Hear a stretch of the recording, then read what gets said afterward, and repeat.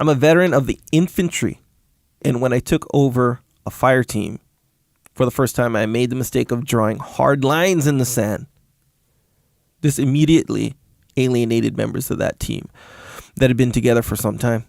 I did not make that mistake again, and I definitely learned from my experience. So clearly there's not a question there. Yeah. And I forget pulling this out from, I get a lot of emails and messages and all that, but I thought it was a good point to bring up to say, this idea of drawing hard lines in the sand and what that does to your leadership position. It's a difficult, it's usually not a good thing to do. If you draw a lot hard lines in the sand and eventually you realize that they're either unrealistic or people can't maintain them, you've set yourself up for failure. What is that exactly, like drawing lines? So it's like, no matter what, we will not.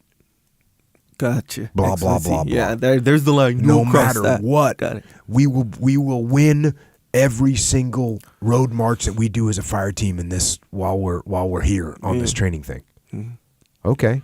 Well, guess what? That's hard. Yep. There's some other fire teams that are also want to win. Mm-hmm. And so you've drawn a hard line to sand. That's not really a good example. A good example is like, no matter what, we're going to muster every morning at 4:30 in the morning. Mm-hmm. No matter what. And then the guys are out on patrol until 2:38 in the morning, and now the next morning you're good no matter what. I said no matter what. Well, it's not good for them. It's unrealistic.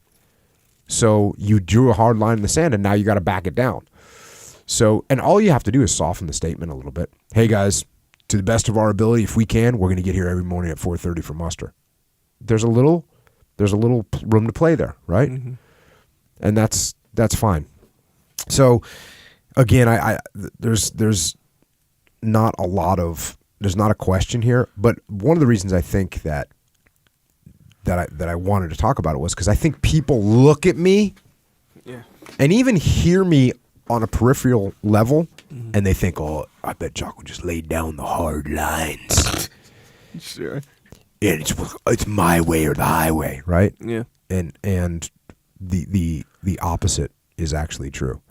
And the reason that I came to that conclusion was because I worked for leaders like that, and I hated working for leaders like that. So I tried to never be a leader like that. And